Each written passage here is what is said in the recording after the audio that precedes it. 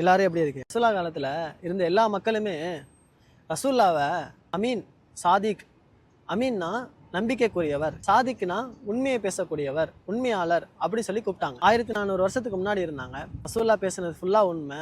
அவங்க கூட இருந்தவங்க எல்லாருமே சொன்னாங்க. ஆனா இப்ப ரசூல்லா நம்ம கூட இல்லை.